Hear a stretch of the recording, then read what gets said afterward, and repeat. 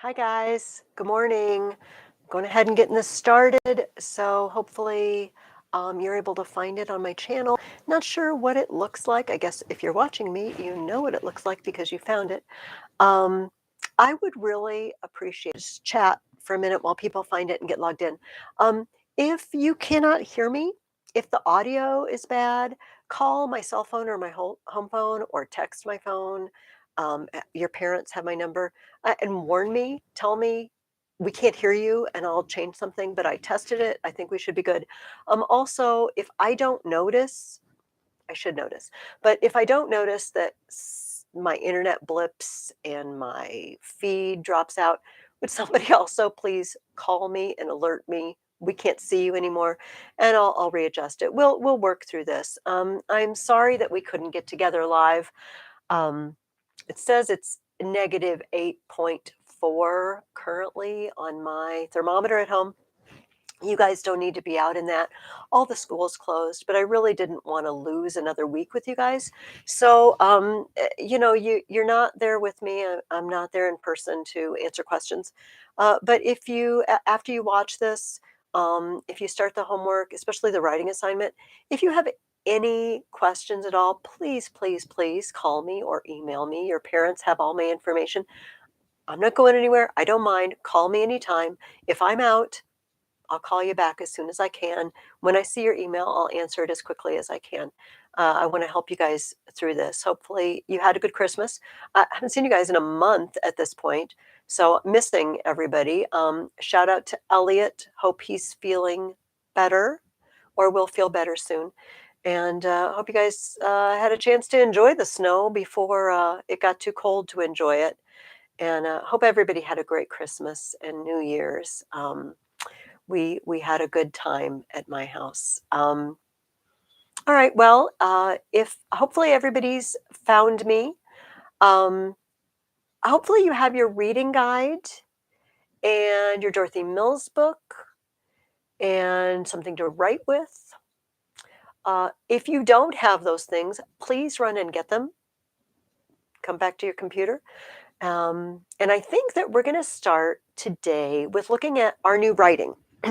So, first semester, we did a lot of practice writing. We practiced retelling a story, and we practiced what it looks like to do research, to use a resource to look up information and write, what they used to call when I was a kid a report on something, which you do in later in your academic career. If you're in college, at some point you're probably going to have to research a topic and write about it, write an exploration of it. But this semester, we're going to spend most of it working on something completely different. And it is persuading someone that your opinion about something is true. So, uh, if you believe that something is true, you have an opinion. You believe it obviously because it's true, and you would like other people to have the same opinion as you. We do this all the time. If you are a sports fan and you have a favorite team, you want to get people excited about that team, right? You want other people to think your team is the best. This makes sense. So we persuade people. How do we persuade people? Sometimes we do it in a way that's not very nice. Some people might bully other people into having their same opinion. This is never nice. Some people might try to really, really tug at your emotions. Oh, but don't you love the Cubs because they always lose and they're the underdog, except for that one year that they won amazingly, and and we sort of tug at their heartstrings. This can be legitimate. This is a rhetorical tool, but that's not really where we're going to go. We're going to try to persuade people with arguments, with rational arguments. Um, what Aristotle in his rhetoric called logos, reason. And we do that by thinking of reasons that our opinion is true. We ought to be able to come up with them because we wouldn't have that opinion if we didn't believe it was true, and we didn't have reasons for believing it. So we're going to start. Eventually, we're going to do this uh, based on the things that we're reading this semester, mainly The Hobbit and the Lord of the Rings. But I want to practice it with something that it's easier for you to have an opinion on. And but first, before we do that, before I give you what the topic is, I want to go through an example. You are not going to use the example I'm about to give you. This is not your assignment. We're just going to walk through one together so that you can see how it works. Find a blank page in your reading guide. You know, the back of your week 16 questions, the nearest blank page to this week's questions. And here's what we're going to do. We are going to look at a silly practice one, all right, that I made up myself. So I'm going to stand up here and grab the whiteboard. I'm going to tip the camera down just a tad for this so you guys can see. All right, so you can write this down. Kind of weird with my head cut off. Okay, you can write this down if it helps you as an example, or you can just listen along. Okay, so my opinion that I'm going to try to persuade you all of is this: that ice cream is a better dessert than cookies. I wholeheartedly believe this. Excuse me, I am moving my tea so that I don't knock it over, which would be disastrous. It is obvious to me that ice cream is better than cookies, although cookies are very good. And I'm going to try to persuade you of this. And the first thing I'm going to do is I'm going to think of 3 big, overarching reasons why I think this is true. I have chosen 3 reasons. Here is reason number 1. Ice cream. Oh, it's backwards. I do not know how to. All right. You know what? I don't know how to flip it around. So you're just going to have to listen to what I'm saying, I guess. So sorry. Ice cream is more easily accessible.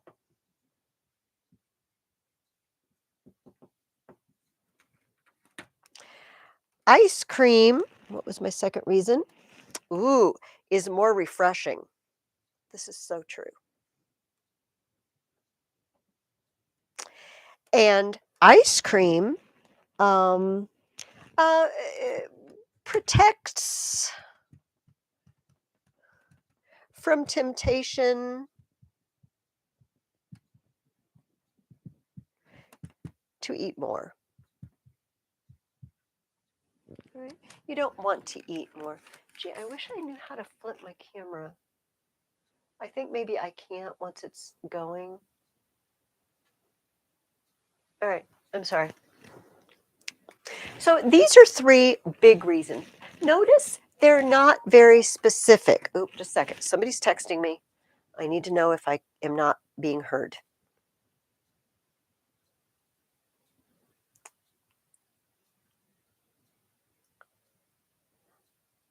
Oh, yay, my writing is not backwards. Thank you. All right, we shall proceed. Okay, back to what I was saying. So my reasons are not very specific. For example, saying chocolate, this would be if I was arguing that the cookies were better than the ice cream, I guess. Chocolate chips in cookies are soft, but chocolate chips in ice cream are hard. That's very specific. Or I like bubble gum, and you can get bubble gum ice cream, but you can't make bubble gum cookies. I'm assuming you can't. I don't even want to think about the mess that would be in your oven if you made bubble gum cookies. That's very, very specific. We want things that aren't so specific because I can't just throw out there ice cream is more easily accessible. I need to prove it. Maybe you don't believe that's true. Maybe you think cookies are much easier to get a hold of than ice cream. So now I need to think of three, at least three, more is great, at least three reasons why this is true, and three reasons why this is true, and three reasons why this is true. Does that make sense? So let's think of reasons that I believe ice cream is more easily accessible. First of all, A, cookies need many ingredients. I'm just going to put ingred, all right? You know, when you bake cookies, you got to buy stuff. You got to buy stuff that it's more than you need for just the cookies. A jar of vanilla, a whole dozen eggs, a bag of sugar, a bag of flour, a bag of brown sugar. You can use all of that. You know, if I want to get ice cream, on the other hand, I just get a container of ice cream. I buy one thing. It's easy, right? But I have to amass ingredients in order to eat cookies. Uh, and even if I want to make my own ice cream, see how this one reason could go on and on. This could be a long paragraph. Even if I want to make my own ice cream, to the best of my memory, all I really need is sugar, cream, and vanilla if you're making vanilla ice cream, whatever flavoring you want, and something to turn it in. I don't need butter, flour, sugar, eggs, vanilla. That's pretty much it, but depending on the type of cookie. So my hypothesis here is that, first of all, ice cream is more easily accessible because cookies require so many ingredients. My second point on this is that cookies are more work. You know, if I want to make my own ice cream, we'll go that direction. They make electric churns, for crying out loud. I don't even have to turn the little handle anymore like they did when I was a kid. Even if you have to turn the handle, you can take turns. Your whole family can turn the handle for a while. It's fine. Cookies, oh my goodness. You gotta get all the ingredients out and you gotta mix and mix and mix. And then you gotta bake each one. You gotta plop it on the cookie sheet and then you gotta watch it. What? Because, like 1 minute too long in the oven and it's burnt. Cookies are so much easier. I'm sorry, ice cream is so much easier. Third up, there are many ice cream stores, not to mention it's available in grocery stores. Now, I realize that cookies are also available in grocery stores. I do know this. But there aren't tons and tons of establishments that specialize in selling cookies. There are tons of establishments that specialize in ice cream. We have Whitey's. We have Country Style. We have Baskin Robbins. I think we have Baskin Robbins in the Quad Cities, but we have places. There's a lot of Whitey's locations. There's a lot of Country Style locations. It's easy to find ice cream. It's not so easy to find cookies. Okay, so see what I've done. My first reason, for my opinion, that I'm trying to persuade you of, is that ice cream is more easily accessible. That's my big reason. My smaller reasons, my supporting reasons, are A, B, and C. Now, I need to do the same thing with these two, all right? So, my second big point, ice cream is more refreshing. Okay, this one's pretty easy. A, cools you in summer. Don't we all love to go get an ice cream on the hottest day of the year? Of course we do. Cools you off inside, feels good in your mouth. It's wonderful. How else does it refresh you? Ice cream soothes sore throats.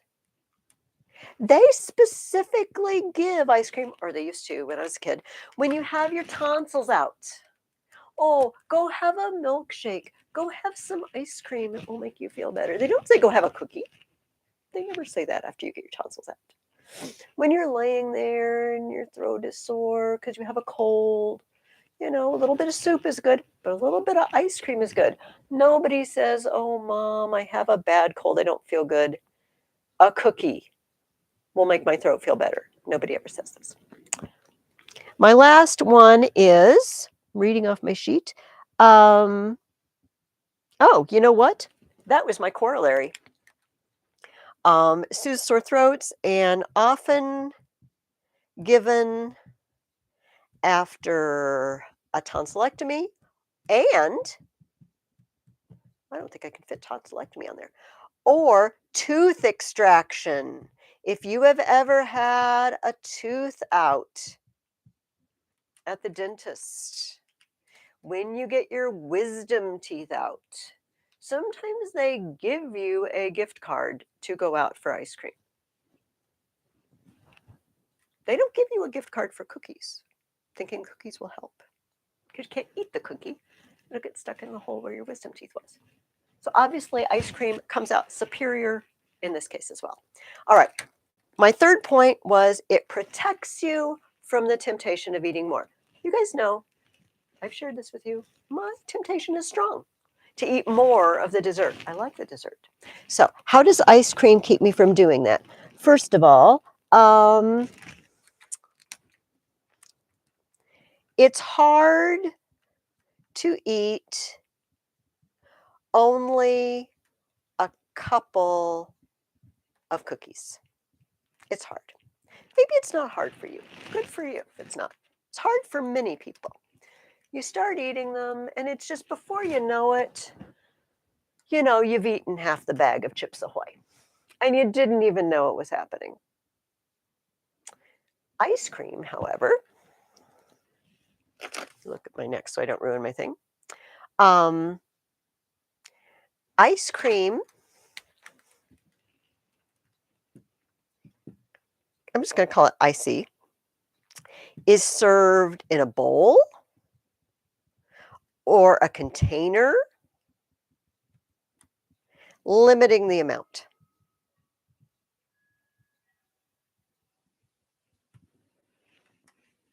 Right? If I go to Whitey's, it's kind of expensive too. I like mine in a bowl because, I don't want to melt or fall off the cone. I just get a size. I get whatever, a one scoop, 2 scoops, and that's it. I have to pay them more if I want more. If I have ice cream at home, I go put it in a bowl. And it's just highly doubtful after I've eaten my bowl of ice cream that I'm going to go back and get a second whole bowl of ice cream. It is much more likely that I'm going to pass by the kitchen and grab another cookie. Each one seems so small. My final reason is a cookie batch makes many, many cookies. I am stuck with a lot of cookies if I make a batch of cookies, especially if I don't have a lot of people around to help me eat them. On the other hand, ice cream is limited by the half-gallon. They're downsized. They're not half gallons anymore. But the box, the canister of ice cream, when it's gone, I have to go seek more. But cookies and cookies and cookies. 2 dozen, 3 dozen, 4 dozen. Right. Now, I want to point something out to you. These reasons could easily be argued against. Ice cream is served in a bowl, but I could pretty easily go get that second bowl of ice cream if I wanted to, especially if that container's in my own freezer. Cookies make a lot, but generally we don't bake cookies just for ourselves. There are points you could argue against my points, but I'm ignoring them. Why? Because I'm trying to persuade you that what I'm saying is true. Later on, we will learn how to recognize the things, the flaws in our argument, we'll say, the things that other people could say against it, and how to refute those. But right now, we're not going to go there. We're going to just conveniently overlook any flaws in our arguments. It sounds shifty, but people do it all the time when they want to persuade you. And you should know that they're doing it. You should know that when, a commercial comes on advertising a product, they're doing this. They're trying to think, well, they're often not appealing to your reason. They're often appealing, to your emotions. I want that because it will make me feel good. If I drink, that soda, I will be like that person drinking the soda. And that's not really a logical argument. But often when they do present any sort of argument, they ignore the flaws in their own arguments. Just because they say something is true doesn't mean there's not a flaw in their argument that you shouldn't think about. All right? You're going to practice this. And when you do, I think you will recognize more that other people do it too. And perhaps you will start to see the flaws in their arguments and not believe them just because they told you it was true. All right? You don't have to believe that ice cream is better just because I told you. But I am doing my best to persuade you by thinking of everything positive I can for my position. Now, does that make sense? I want to point out again that the three main reasons, the 1, 2, 3 that I chose, are big reasons. They're not very specific because I need room to think of specific examples or supports for each of those reasons. All right? So, again, please do not write a paper on ice cream and cookies. That's not what we're doing. This was just practice to show you what you should do. What I just did, I just sat down with my paper and I decided this was what I was going to write on. And I tried to think of 3 major reasons and then I just filled it in. This is what I want you to do this week. But I want you to do it with a different topic. The topic I want you guys to do it with is why I would or would not, choose one, like to live in the Middle Ages.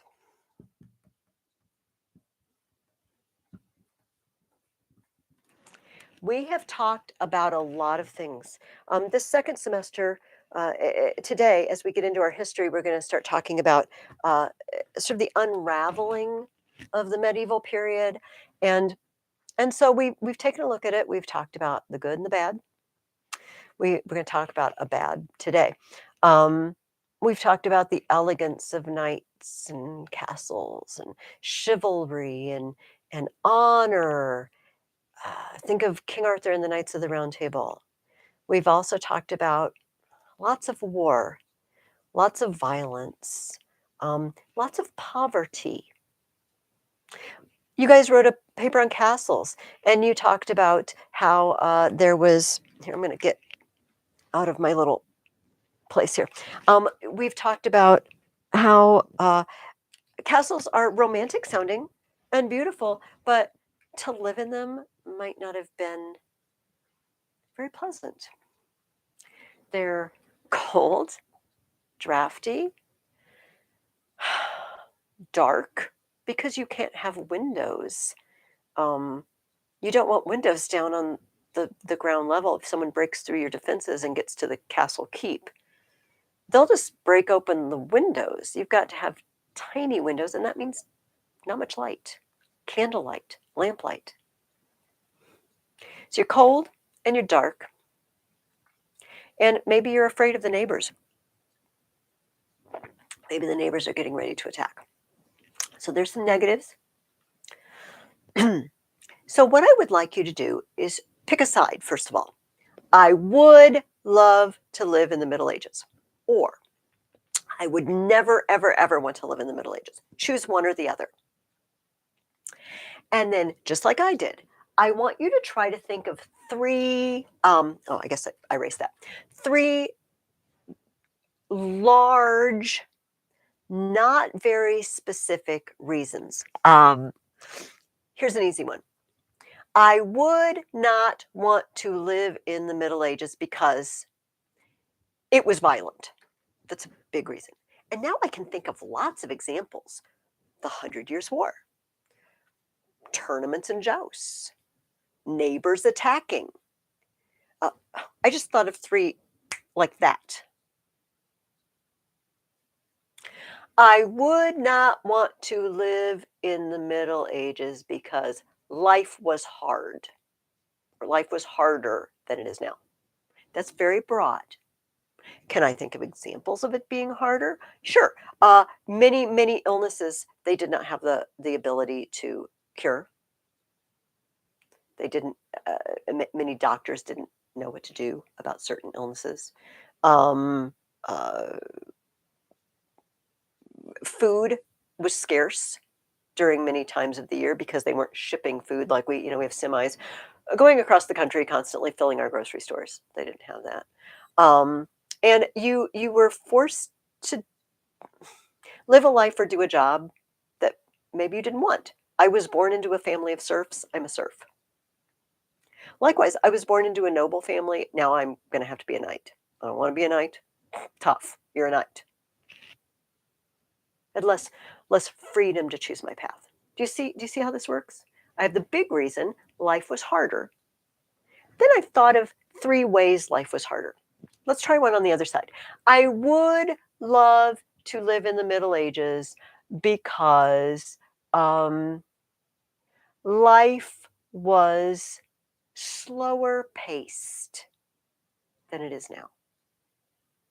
Right? Today we're kind of in a frenzy. We've got technology. Technology is helping me talk to you guys right now, but it can be a distraction. So think of ways, for example, castles and towns were far away from each other. So people stayed at home more and had an opportunity to, I don't know, think and reflect and develop relationships with their families and friends. Um,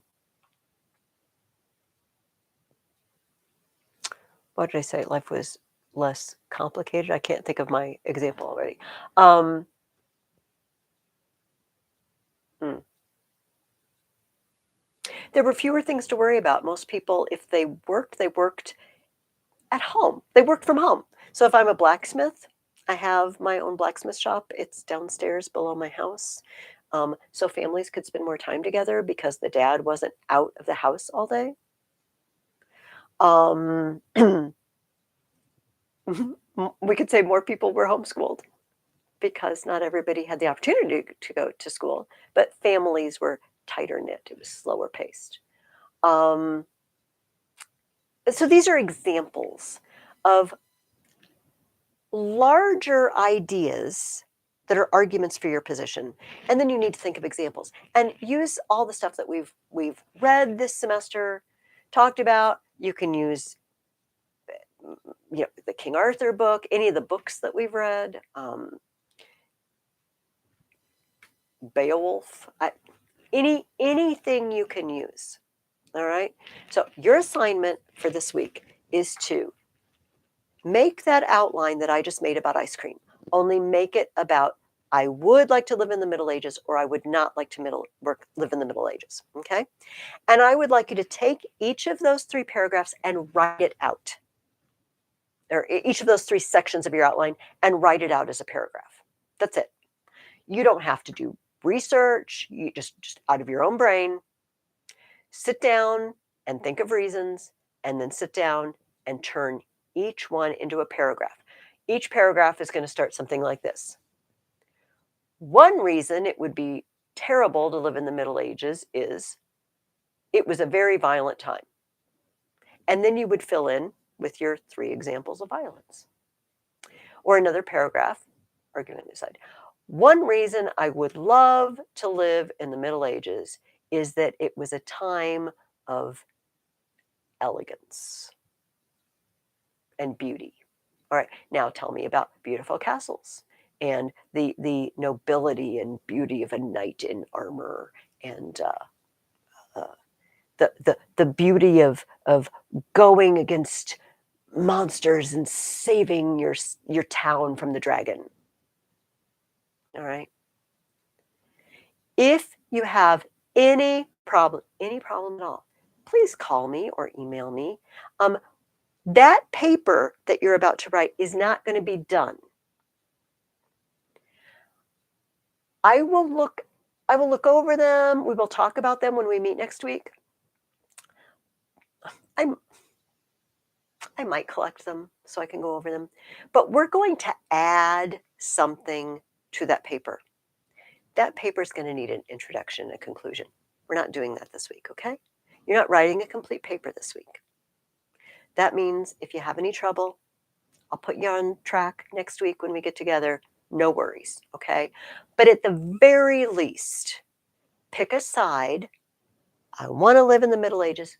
I don't want to live in the Middle Ages. Think of 3 reasons why you have that opinion, and think of at least 3 supports for each of those reasons. Okay, so hopefully that is clear. Some of you did this with me last year already, and you know what I mean. Some of you did not. So if you are unclear in any way, please let me know. Okay, let's move on to our history. Go ahead and get your reading questions out. And as I said earlier, this, you know what, and I'm assuming you probably read this a long time ago because we haven't gotten together so long. For all I know, you read it back before Christmas. So I'm going to try to go through it enough to jog your memory, and point out some of the things that I wanted you to remember. Let me grab my stuff here. This was the last chapter in this Dorothy Mills book, and we'll be moving on to the second book for next week's reading. And she's talking about the decline, the decline and fall of the Middle Ages. We've already talked about a few things that were changing. We talked about this last December. One was the invention of gunpowder. When I can blow a hole in your wall around your castle, or in your castle, when I can blow your knights right out of their armor, that whole system isn't working anymore. My walls and my castle don't really protect me anymore. And my knights are kind of helpless. It seems ridiculous to just put a bunch of guys in armor against cannonballs. So people were realizing something's changing in this system that we've had going for so long. We're not going to be able to have the same system. We're going to have to change to adapt to the times, as people always have to do. Things change, right? And some things are neutral. They just happen, and you have to change with them. Some changes are, well, wrong or immoral, and we might have to push back against them. But the people knew that things were changing, and they needed to change with it. This last chapter talked about 2 other big events or things that changed the system. And they were, we'll just grab them, they were the plague and the beginning of really questioning the authority of the church. And we're going to take those one by one. Let's start with the plague. So, the first question, see, I'm all stuck in here in this little tiny place, and I don't know what I've done with my glasses. See, it's just like in class, isn't it? Hang on. What? Oh, they're under my paper towel. Even in my own house, I lose things. It's hilarious. The first question I asked you guys is, what fraction of the population died from the Black Death? Okay, first of all, Black Death. Before we even answer that, can we just talk about this? The plague,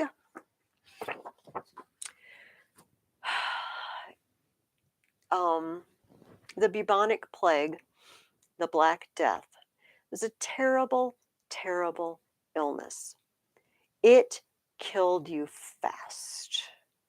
So you would not feel very well, but the big thing is you would notice, this is disgusting, these big black pustules, like big boils on your body. Apparently, your armpits were a popular place to have them. And once somebody had these, it was like a death sentence. I mean, it was a death sentence. There's no, there's no possibility. There's very little possibility of you living after you get this. And people knew enough about, germs, viruses, bacteria, that if you got close to somebody with this, you're probably going to get it. So they just abandon you. Your own family abandons you. They just put you out or they just leave. And within a couple of days, probably within 72 hours, you're going to be dead. But it's going to be a horrible 72 hours. There's nobody there to bring you water.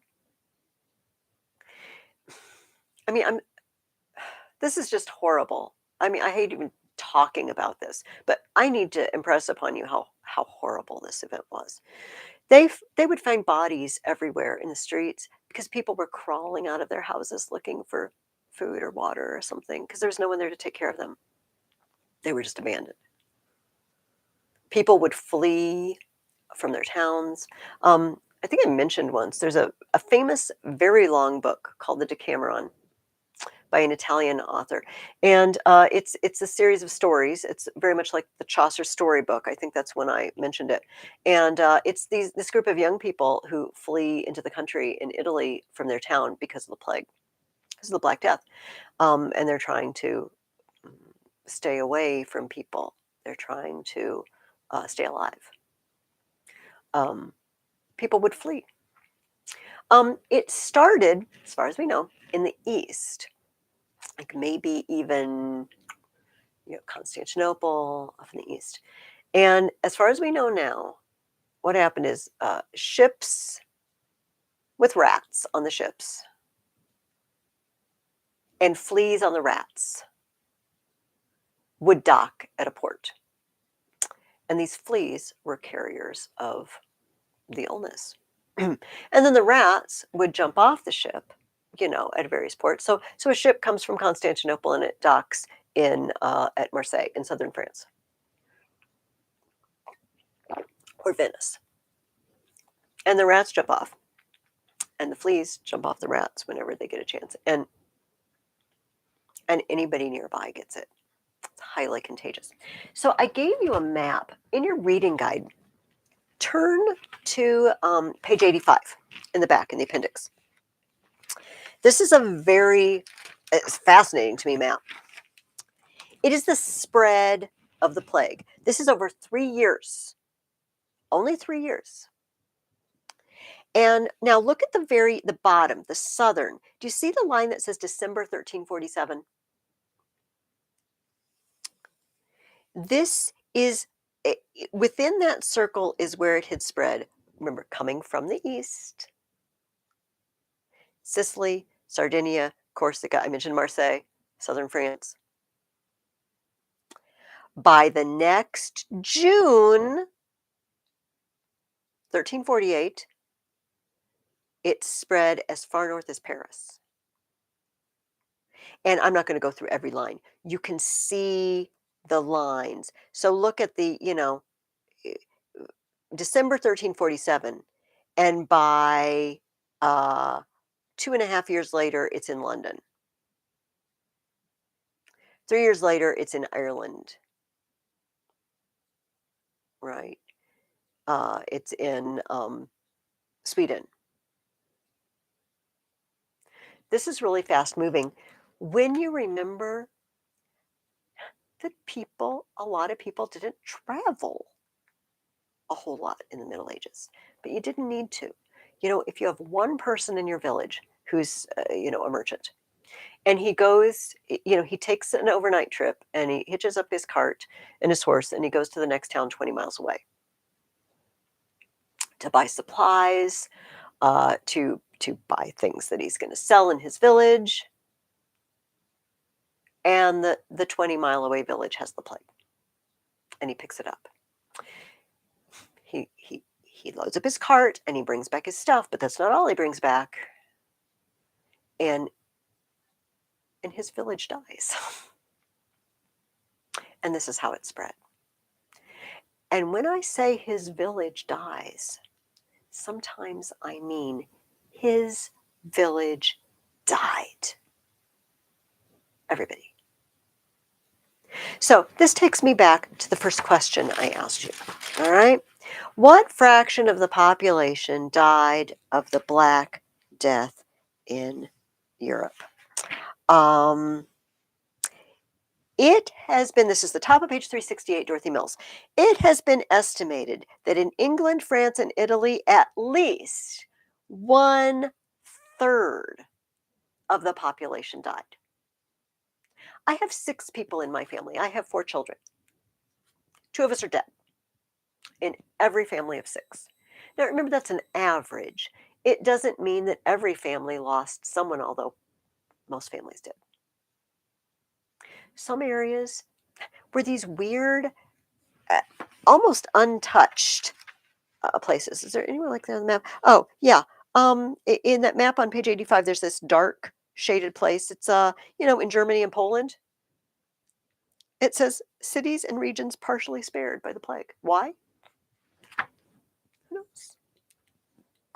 So some areas didn't get hit so hard. Some areas, that family of 6, were all fine. Some areas, all 6 of us are dead. So people, obviously, they knew it was spreading, and they tried to look for ways to mitigate the spread. And one way was they invented these masks. Now we're very familiar with wearing masks after the last few years, and but these masks are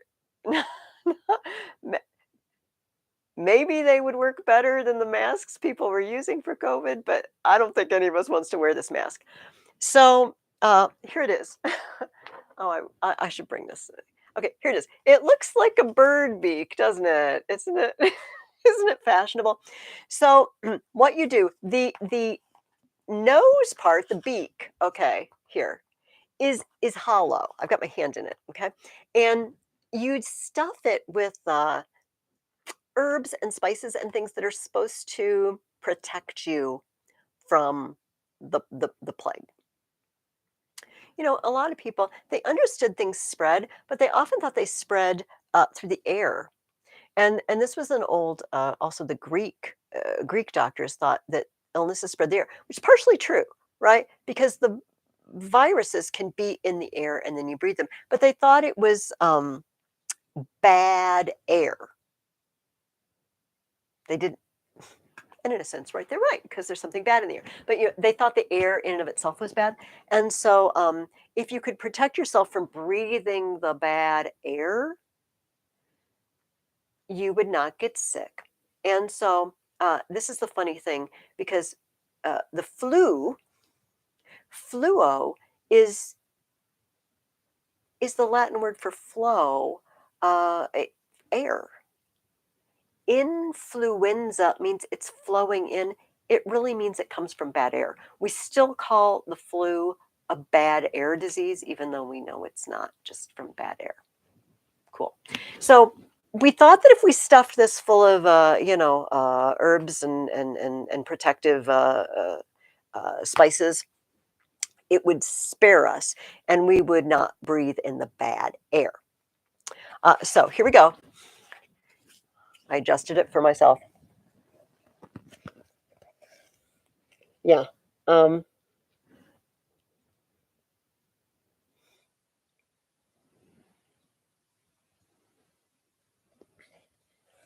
It is not easy to see out of, and I didn't know if you could hear me, so I didn't talk. Here's a medieval picture of a guy in full regalia. All right. He is a medieval doctor. He's got his mask. Doesn't he so look like a big bird? Love this picture. And he's, got his robe on, and he's going through ministering to plague victims wearing his bird like plague mask.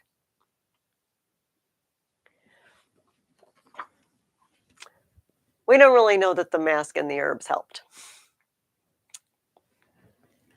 but they gave it a shot. Okay, let's move on. The next thing I asked you is much less, I don't know, disgusting. What was the economic result of so many deaths? In other words, what happened to the economy? Okay. Dorothy Mills talks about this on pages 368 and 370.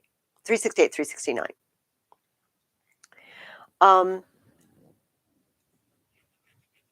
I am the lord of a manor, and I have serfs who harvest my food. Okay.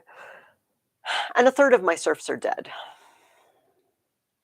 And I've got crops coming in. I need somebody to take care of this. I don't have enough people. In the meantime, there is a group of serfs who have survived, but their lord is dead. The lord of the manor's family is dead, the one that they previously belonged to, and they're looking for work. The lord of the manor, the first one, is desperate. And he sees these serfs and he says, I will hire you to come work for me. I need to get these crops in. And the serfs are not stupid. They may be poor and they may have been in bondage, but they're not stupid. And they say, yeah, well, seems to me like you really need some help. I think we're going to want a little more money than you're offering.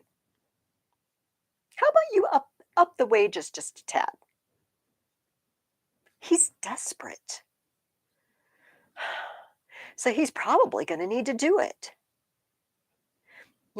When there are few people to do a job, they can command what wages they want, or they will walk and go to someone who will pay them what they want, right? When there are many people to do a job, the employer has the power. He can say to them, yeah, well, this is what I'm going to pay you. If you don't like it, you can go somewhere else because I got plenty of people standing in line behind you that are willing to take the pay I'm offering. So the lords of the manors were in a bind. I wrote down some statistics. In England, labor wages for farm labor. In 1347, right? The plague is just starting. The plague is only spread to, Sicily, Sardinia, to just southern France. 2 shillings a week. I want 2 shillings a week. That's the going rate. 2 years later, 7 shillings a week. More than 3 times. A year after that, in 1350, 11 shillings a week is the going rate. In those 3 years, the going wage increased by almost 4 times. This is fabulous if you're a serf, if you are a peasant laborer. This is not fabulous if you are the lord of the manor. And if you're the lord of the manor, you have another problem. Before all this happened, before the plague, my peasants would harvest the crops, and of course they would feed not only my family in the manor, but I have hired men, I have retainers, I have knights in my service. I have to feed all of them, but there's surplus, and I send servants to go to town and sell the surplus, and this is an income for me. All right, great. So this is how I make extra money, selling off the surplus. Well, I hire these peasants. I pay them what they ask for because I need them, and I have a surplus, and I send one of them to town. I say, go sell the produce. And the guy comes back, and he has almost no money. And and the Lord of the Manor says, what's the deal? But I was counting on that money. I'm I'm operating at a deficit now because I have to pay you guys so much. And the guy who went to the town said, well, here's the deal. A third of the town is dead. There are a third less people to buy your produce.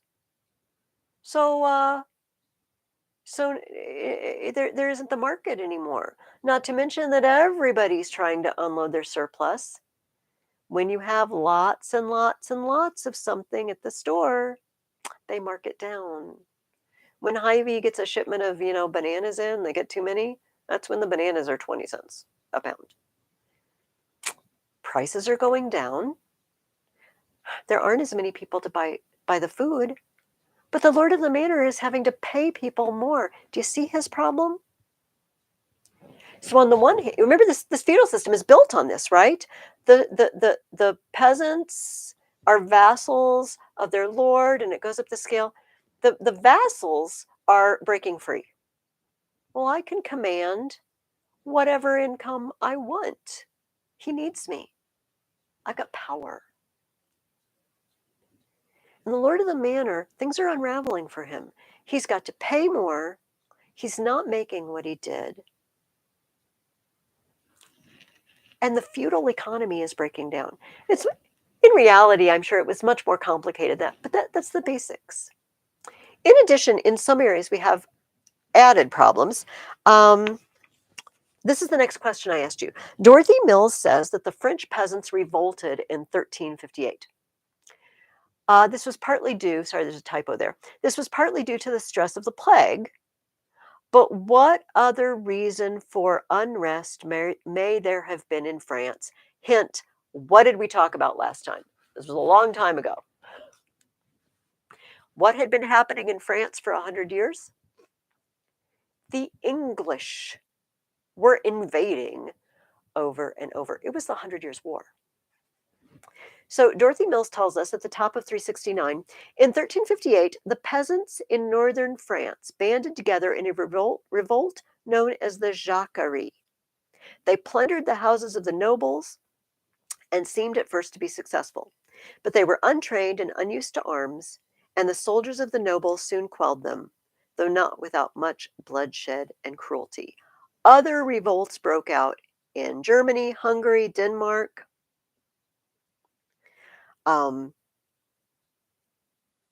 The peasants were pushing back. And in a lot of areas, the lords pushed them back into place. It's not the nice, neat story that I just told you about the economy and labor. It wasn't as neat as that. Um, if I am the lord, if I'm the nobility, I'm holding on to that as long as I can. And I'm doing whatever I have to do to keep those serfs and those peasants in place. Even if it's immoral and violent. It says, Dorothy Mills also tells us that in 1349 they had to pass laws. They had to pass laws that the peasants would serve their lords because they were leaving to find better conditions. But this was the unraveling. This is the beginning of the end of the feudal system. It takes a while to completely unravel. But this put as they say, a big nail in the coffin of feudalism. Okay, so that was one more thing. We talked about gunpowder last time, the Black Death,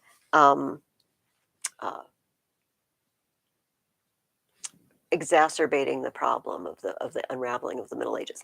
Now, the next question I asked you, and this guy kind of straddles our two reasons that we're talking about today. What principle did John Ball emphasize in his sermons?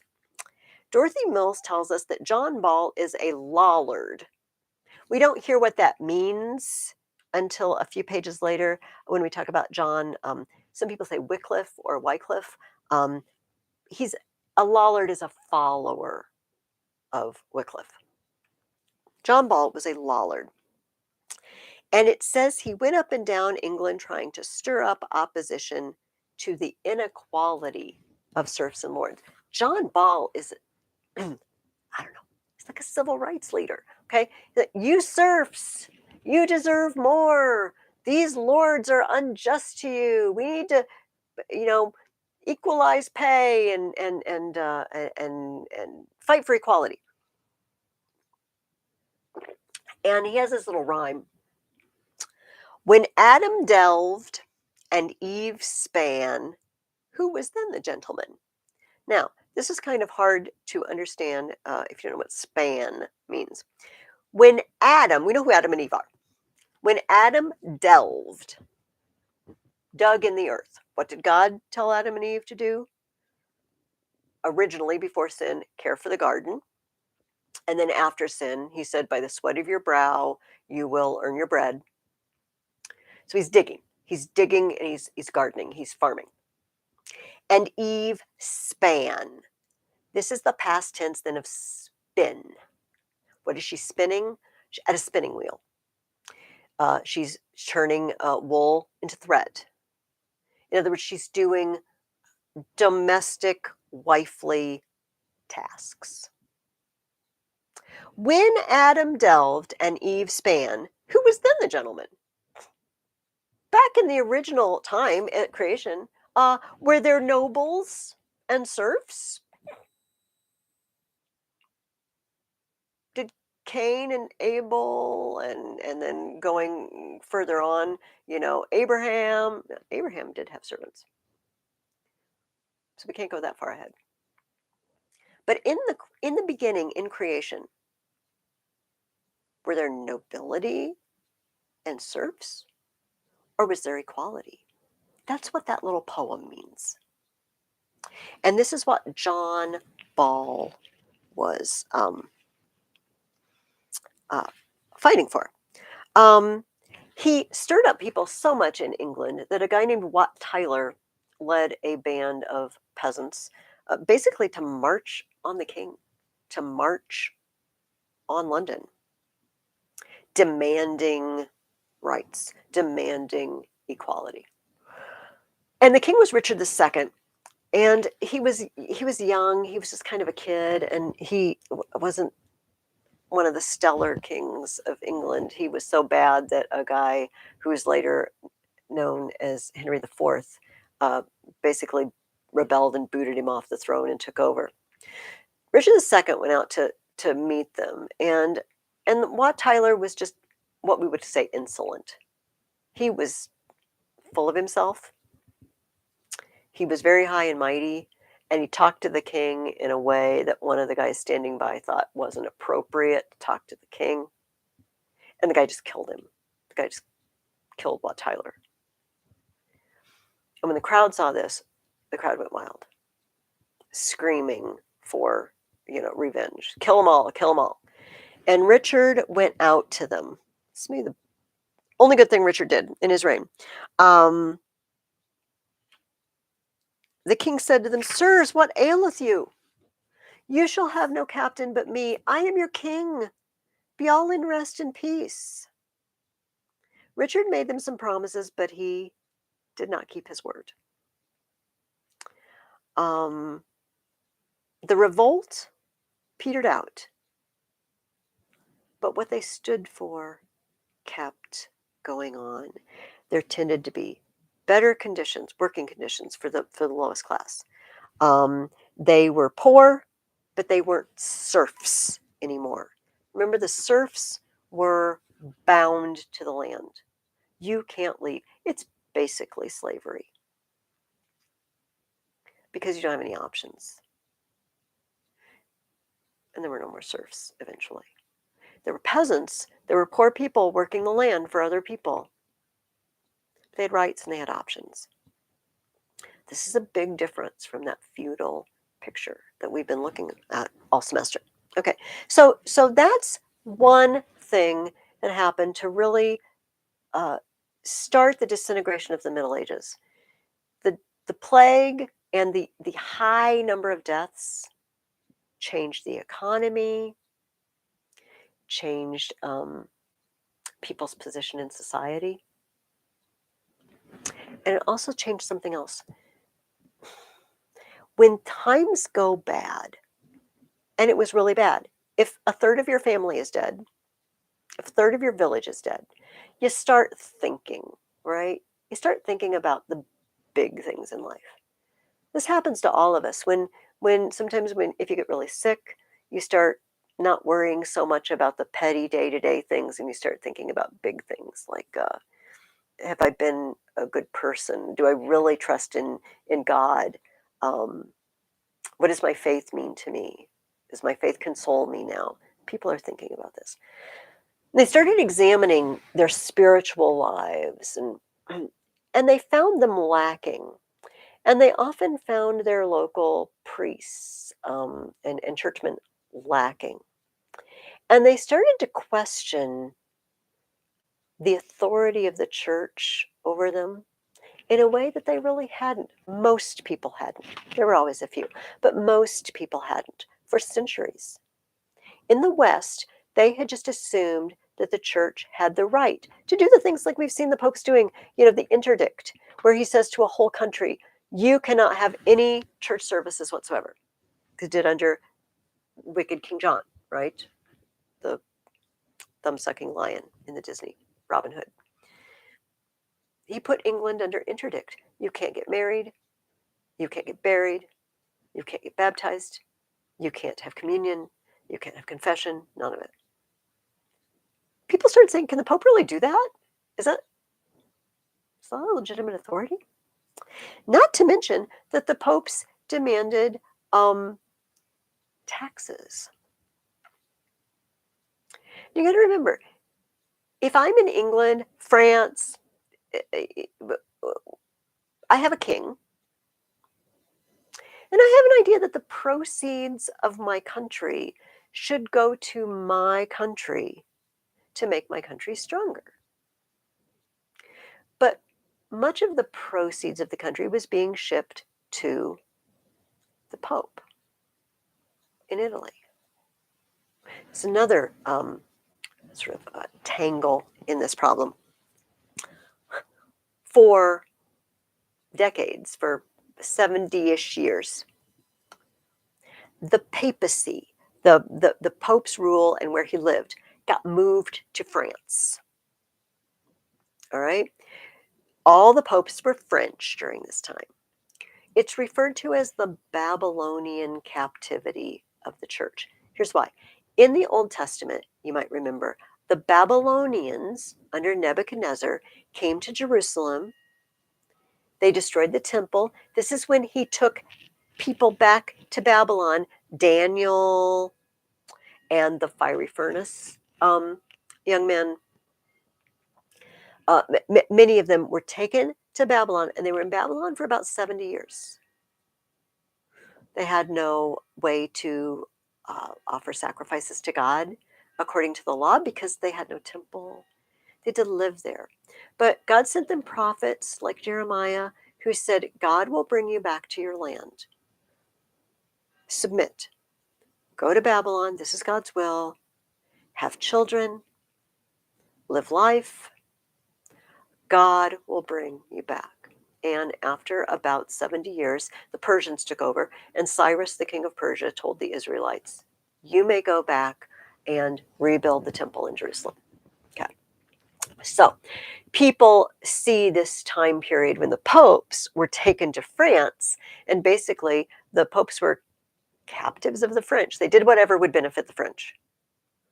They call this the Babylonian captivity of the church. Now, remember something we just talked about. Who is France at war with during a lot of this time? England. When England gathers the fees, taxes, they called it something else, but it was basically what it was. The money that they owed to the church, to the Pope, when England gathered that, it was going to a Pope in France. It was going to a French Pope. I'm not a fan if I am English. I've been fighting France for 100 years. Why would I want to send them money? So in England especially, people really started questioning, oh my goodness, what are we doing? Do we really owe the Pope that money? Does the Pope, if we don't pay it, does the Pope really have the authority to say to the English, you can't have any church services? Can he do that? And a lot of people started saying, no, he can't. One of them was John Wycliffe that we just talked about. This is the last question I asked you. List a few of the beliefs and achievements of John Wycliffe. John Wycliffe was a scholar. He was an Oxford professor, like a college professor. But here's some things I underlined on page 375. He attacked the clergy, saying they were, by clergy it means priests, monks, friars, church people, okay? People employed by the church, shall we say. He says they're living in luxury. They don't care about the people they're supposed to take care of. They bilk them for money. And they're ignorant. They don't know the scriptures. They don't know God's law. They're just for hire. They're just in it for the money. He said the church should not own any land. We already talked about challenge the authority of the Pope, challenge the power of the Pope to excommunicate. Now, this last one, it's going to sound fine, I feel like, to some of you, but it's a little dangerous. Maintained that every priest in the church had the right to teach and preach what he chose. Right. On the surface, that sounds like it might be harmless or even good. But think about the church today. Every church can teach whatever it chooses. Not necessarily truth. They kind of open the door to a problem. We're going to talk about that problem a lot this next semester. That problem erupted in the Reformation, which led to a lot of problems. I'm not saying there wasn't good in it, but it wasn't all good. And one of those problems is every church can set itself up and teach whatever it wants. And we see that today. All right, anyway, so this is one of John Wycliffe's ideas. Wycliffe gathered followers, those Lollards. John Ball was one of them. And of course, the Pope wasn't going to take this sitting down. He said, we need to arrest and take that guy to church court as a heretic. Fortunately for Wycliffe, he had some very powerful fans in England. John of Gaunt, noblemen who protected him. John Wycliffe was one of the few early reformers of the church who didn't get burned at the stake because he had protectors in England. But the thing he's most remembered for is the translation of the Bible into English. Now, you might say, well, why would they not have done that before? Well, they did. They did, but not the entire Bible. King Alfred, remember King Alfred the Great? Fighting off the Saxons? He had translated much of the Bible into Anglo-Saxon, into English. Various portions of it had already been translated, but there hadn't been a comprehensive translation. Now, you might also, because this is a popular misconception when we look back at church history. People believe that the Roman Catholic Church was against all translations of the Bible. This is not true. They were fine with Alfred's translations. They weren't fine with Wycliffe's translations. Why? Here's the thing. He put an introduction to his Bible slamming the church, slamming the Pope. That's what they objected to. Many of the Bible translations that came out during the Reformation had footnotes. much like we might have a study Bible. I have an NIV study Bible. I have several study Bibles, and they have notes at the bottom, which help you understand, what's meant by this verse. And the notes were very, very, very anti the church. That's what they objected to. It wasn't the fact that it was in the people's language, it was the fact that it was skewed. Often they chose to translate words in a way that made the verse sound anti-church. All right. So this is the problem that the church had with people like Wycliffe. He was doing his own translation, not under the auspices and guidance of the church, but in order to attack the church. But the existence of a Bible in a person's own language was not a problem for the Catholic Church. Wycliffe's was, okay? But like I said, he escaped being burned as a heretic because he had powerful protectors. John Wycliffe is known to history as the morning star of the Reformation. The morning star is, well, it's the planet Venus. And sometimes you can see it, it's the last star you can see at night. If you go out when the sun is going down and in the west you see a very, very bright star, the first one that comes out at night, it's probably Venus. And in that case, we call it the evening star. Likewise, sometimes in its circuit around the sun, it's visible in the morning. It's the very last star to fade right before the sun comes up, and that is the morning star. John Wycliffe is the morning star of the Reformation because people like Luther and Zwingli and Huss and people that we're going to talk about this semester came, and they were the rising sun. Wycliffe was the star that said, it's coming. The sun's on its way. The night is almost over and the day is almost here. That's how the reformers saw it. So whenever you hear him referred to as the morning star of the Reformation, that's what they mean. All right. Next week, we are going to start the second book I had you buy. It's called Renaissance and Reformation Times. We are not going to read the entire book, just like we didn't read the entire book of the Middle Ages. Skipped over parts. But you notice it has two titles. Renaissance. This is a word that means rebirth. And we're going to explore what they mean when they say that the Renaissance time, starting as early as the 1200s, 1300-ish, but going through the 1400s, 1500s, 1600s, this time period. What happened that people called a rebirth? We're going to explore that. And of course, Reformation, we talked about that already. Most of you probably know this is referring to basically the rise of Protestantism. The split of the church in the West into people that still followed the Pope and the Roman Catholic Church and people who did not anymore. And within that group, they splintered and made a lot of secondary groups. And they saw themselves as reforming.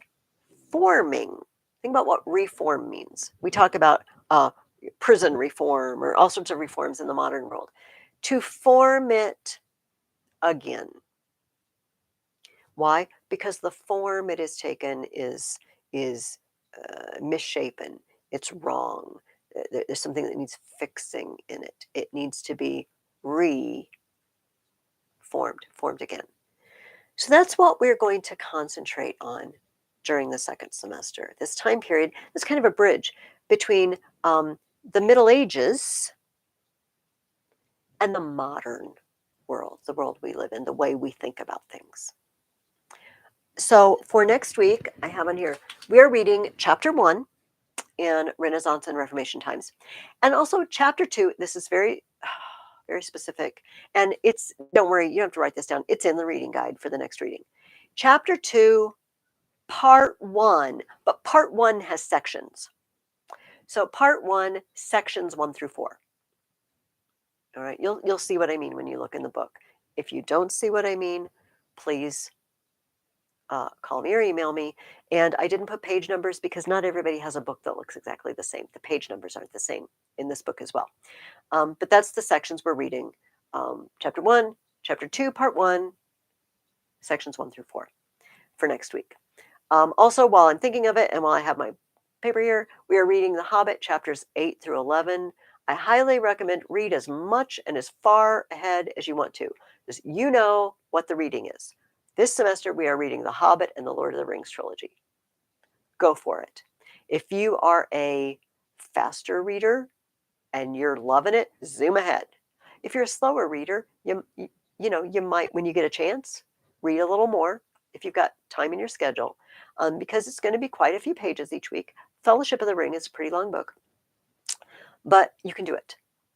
And not to mention that it's a glorious story. So at the very least, read chapters 8 through 11. All right. But go as far as you want or can. All right. But the sections that I have you read are the sections we're going to actually discuss in class. And for today, that was chapters 1 through 7. Now, if we were here together, I would give you this. I thought about emailing it, but I think we're just going to wait and I'm going to hand it out next week. I have a story chart. We're going to look at, in The Hobbit, we're going to look at the various elements that make a story a story. We've talked about some of these. All stories have a plot. Something happens. All stories have characters. The characters might not be human beings. They might be animals. They might be, you could have stories with inanimate objects and talk about them. Some of you have written stories for me where it was from the perspective of an inanimate object or an animal when we did the writing from pictures. All stories have a setting. They have to happen somewhere. They don't just happen in a void or a vacuum. All stories have a conflict of some type. We talked about this earlier last semester too, that a story with no conflict whatsoever is just exceedingly boring. When everything goes perfectly, it's just not an interesting story. But the conflict doesn't have to be fighting, two characters fighting each other. We might be fighting against nature. I might be trying to find my way through the wilderness. Many my kids, when they're reading, they read a book called Hatchet by Gary Paulson, and he's stranded out in the wilderness and has to survive until he is found. And so he's not fighting anybody except nature. Sometimes the fight is inside you. Like should I have another bowl of ice cream, or should I not have another bowl of ice cream? This is a fight inside me, right? Not anything that someone can see.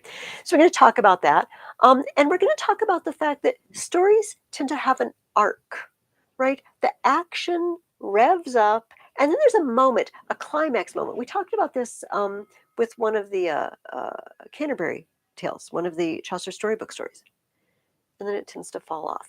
And stories usually have a theme. That does not mean a moral or a lesson, although it could be that. Aesop's fables usually have a moral or a lesson, but all books don't have that. And so this sheet, I'll bring these next week, it looks like this.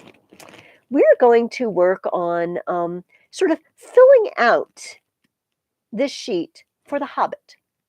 Right. So I'll bring these to you, but and if you want to jot down right now some of the things that we talk about, let's talk about characters. The characters that we meet in chapters 1 through 7 of The Hobbit. So I'm going to grab my Hobbit. First of all, Bilbo, right? What is Bilbo like? See, this is where I wish I could hear you. Wish we were talking, but we'll talk more about it next week. Bilbo is a hobbit, and the author, J.R.R. Tolkien, goes to great lengths to tell us what hobbits are like in general. All hobbits, not just Bilbo. What are they like? Well, think about it. They like to eat, right? They eat numerous times a day. They like comfort. They like their cozy hobbit holes. They tend to live in something like a cave, but Tolkien says much nicer than a cave. It's very cozy and snug.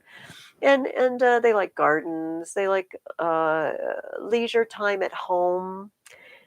There's something they don't like, and it's adventures. They're not adventurous types. Every once in a while, on the Took side of the Took family. They have one that might go out and has some outlandish adventure, but it doesn't happen very often. And when they do, and they come back, the other hobbits say, something's wrong with him. I don't know. Stay away from him. Bilbo is through and through a hobbit. But like I said, he does have this Took side. He has an ancestor that went on adventures and took a kind of an outlandish wife, and don't quite know about that strain in his family. And one morning, another character comes to visit him, Gandalf. He's the second character I'd like to talk about briefly. What is Gandalf like? He's a wizard. We don't know anything about this world so far, which is starting with the first 7 chapters. Apparently, there are wizards in this world. He's got powers, but he also just sort of travels around, smoking his pipe, and he seems like a reasonable sort. And when they meet, of course, Bilbo knew Gandalf. He knew him when he was young. Here's what Tolkien says about Gandalf, by the way. If you had heard only a quarter of what I've heard about him, and I've only heard very little of all there is to hear, you would be prepared for any sort of remarkable tale. Tales and adventures sprouted up all over the place wherever he went, in the most extraordinary fashion. Adventure springs up around him, and he goes and pays a visit to the guy who hates adventure.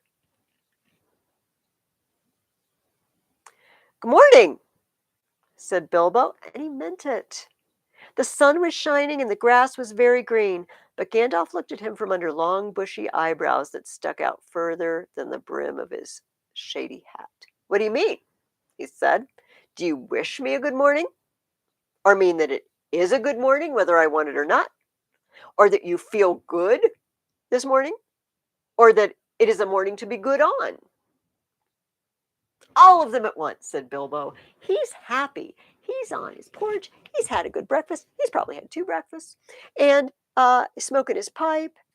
And it's glorious. Until Gandalf starts talking about adventures.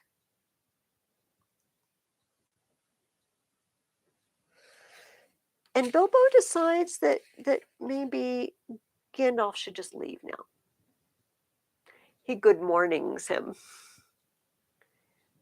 in a way that means this conversation is over. Bilbo's polite, isn't he? But he wants nothing to do with adventures. Gandalf is the type who makes adventures spring up wherever he goes. Do you see a conflict here? They're not fighting with each other, but their interests are very different, aren't they? And you read it, so you know what happens. Some of you have read it previously, so you very well know what happens. Gandalf, that is, invites a group of hobbits, or dwarves, to the hobbit's house by telling them that he's a burglar. And these dwarves have a mission. And their leader is Thorin. He's the third character I'd like to talk about. Who is Thorin? Thorin is noble. He's from the king's family. He's been in exile a long time, but he's used to telling people what to do, isn't he? He expects that Bilbo will do what he tells him to do. Some of the group of dwarves that come are his relatives, but they still defer to Thorin. Thorin also has lived a life of exile because a dragon came, killed his family, and took his family's treasure in their home. Have you ever had somebody do something not very nice to you and brooded on it? We shouldn't, because we're supposed to forgive. It doesn't mean forget, but it does mean not hold the person responsible anymore. It's hard to do that when somebody does something really nasty. And when someone comes and kills your family and takes your family estate and your home, that's really nasty. So we can imagine that Thorin has been brooding for decades on what he deserved and where he belongs and the fact that he doesn't have it anymore. Does that make sense? Tolkien doesn't tell us that, but he's very intent on this mission to get it back. We suspect it didn't just suddenly occur to him we could go get that back. He's been planning this and thinking about it for a long time. Give me a moment. I didn't mark it, but I really wanted to read a section.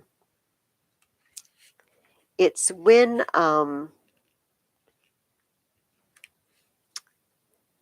Bilbo sort of passes out a bit when he hears them talking. And, oh, here it is. And he comes to and he hears them talking about him. The dwarves are talking about them. Well, they do? Do you think? It's all very well for Gandalf to talk about this hobbit being fierce. But one shriek like that in a moment of excitement would be enough to wake the dragon and all his relatives. Kill a lot of us. I think it sounded more like fright than excitement. In fact, if it had not been for the sign on the door, I should have been sure we'd come to the wrong house. As soon as I clapped eyes on that little fellow, bobbing and puffing on the mat, I had my doubts. He looks more like a grocer than a burglar. Then Mr. Baggins turned the handle and went in. The Took side had won. He suddenly felt he would go without bed and breakfast to be thought fierce. As for little fellow bobbing on the mat, it almost made him really fierce. Many a time afterwards, the Baggins part regretted what he did now, and he said to himself, Bilbo, you were a fool. You walked right in and put your foot in it. But he decides he's going to opt for adventure. And it's not very long before he really starts playing a part. They run into trolls. Who do they send? The burglar. Bilbo's used to multiple breakfasts and pipes on the porch, and he's got to go deal with trolls. And you know what? He kind of bungles it, doesn't he? But he does it. He steps out. He creeps up and he says, well, what do burglars do? I better try to steal something from them because that's what I've been hired to do. And he does it. Except it doesn't turn out perfectly. If Gandalf hadn't saved them and made the trolls stand out in the sunlight until they turned to stone, they all would have been eaten. But he makes a move to be brave. And then when he meets Gollum, he keeps his wits. He's in training. He's already had plenty of training. He's run from goblins. Who saves them in the goblin tunnels? Gandalf. But Gandalf himself says, you know what? If Bilbo hadn't noticed and shrieked out when he saw the ponies disappearing into the crack in the wall, I would never have known. Bilbo calling out saved the day. Bilbo kept his head when he's riddling in the dark with this strange creature, Gollum. And we learned something else about Bilbo's character, his personality, in that chapter.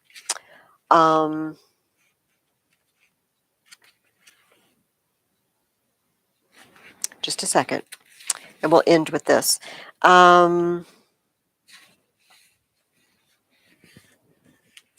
Bilbo has the ring on, the ring that makes you invisible.